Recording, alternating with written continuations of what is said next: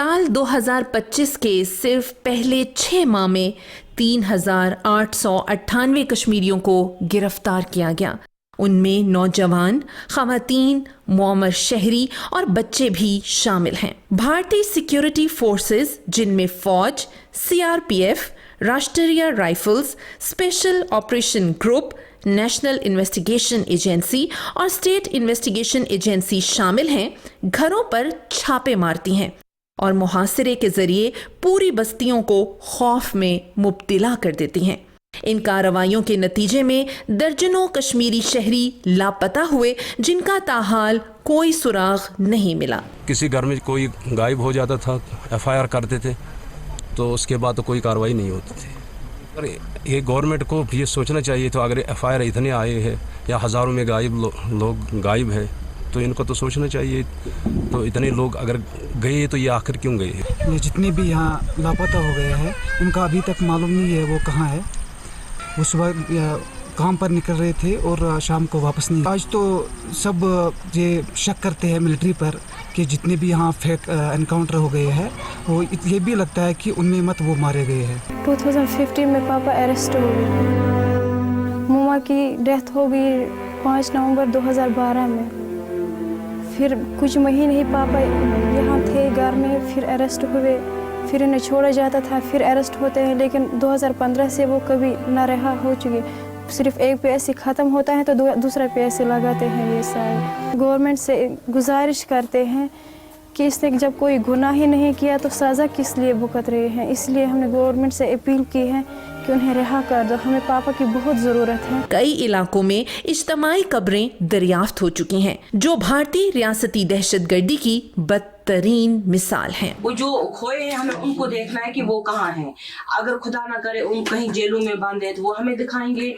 अगर उनको कहीं मारा गया है, कहीं पे रखा है उनको, तो या जो इतने मास ग्रेज हैं इस वक्त वो दिखाएं, उनका DNA टेस्ट हो जाए, हमें ये पता चलेगा उनमें कौन से लोग हैं, है कि नहीं। इसलिए हमें मरते दम तक लड़ना है, जब तक हमारे लोगों का पता नहीं चलेगा कि हमारे लोग कहाँ हैं। पिछले सालों एक इधर हुआ था श्रीनगर गगरीबल में, उधर एक खुदाई चल रही थी ज़मीन को, वहाँ बहुत सारी हड्डियाँ निकली। उधर कोई काम शुरू हो गया तो वहाँ तो इंसानों की हड्डियाँ निकल रही थी। सबसे खतरनाक वार भारत ने कश्मीरी क़यादत पर किया है। जिन रहनुमाओं ने आज़ादी की बात की, उन्हें या तो कैद कर दिया गया या घर में नज़रबंद कर दिया गया। इनमें मुसर्रत आलम भट्ट, शबीर अहमद शाह, मोहम्मद यासीन मलिक, आसिया इंदिराबी शामिल हैं। इन रहनुमाओं पर सख्त तरीन काले कवानीन नाफिज किए गए ताकि हुर्रियत पसंद आवाज़ें हमेशा के लिए खामोश हो जाएं। काफ़ी टफ टाइम था। एक तो कलेक्टिव ट्रॉमा होता ही है एज ए कश्मीरी, यहाँ पे जो हालात है ऑल द टाइम, बट उसके अलावा एक पर्सनल ट्रॉमा भी मुझे था, एक इमोशनल और साइकोलॉजिकल ट्रॉमा। तो उसकी वजह से काफ़ी स्टार्टिंग में सब कुछ डिस्टर्बिंग रहा। जैसे हम त्योहार जाते थे, जैसे हम बाबा को, मतलब जैसे वो वहाँ होते थे, हम मिल नहीं पाते थे बाबा से। 1 साल से मैं मिली नहीं हूँ बाबा से ठीक से। तो उस सब की वजह से वो दिमाग में ऑल द टाइम वो नेगेटिव थाट्स आते ही थे ज़रूर। बट फिर अंदर से एक चीज़ थी कि मैं उनको प्राउड फील कराऊँ वहीं अंदर। और उन्होंने जब वो इतने ब्रेव हैं और इतने सालों से लड़ रहे हैं, 50 ईयर्स से लड़ रहे हैं, तो मैं इस चीज़ को एक नेगेटिव पॉइंट की तरह नहीं लूँ। मैं उनके 31 ईयर्स जेल के एक पॉजिटिव चीज़ की तरह लूँ और पढ़ूँ और उनको प्राउड फील कराऊँ।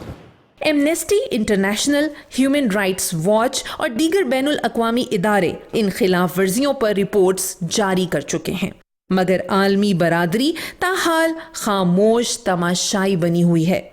सवाल ये है कि क्या दुनिया कश्मीरी अवाम के जख्मों पर सिर्फ रिपोर्ट्स लिखकर जिम्मेदारी पूरी करेगी या जुल्म रोकने के लिए हकीकी इक़दामात उठाएगी? कश्मीरियों का पैगाम वाज़े और अटल है कि हम लाशें उठा लेंगे, कब्रें भर लेंगे, बिनाई गंवा देंगे, मगर हक के खुद इरादियत से पीछे नहीं हटेंगे।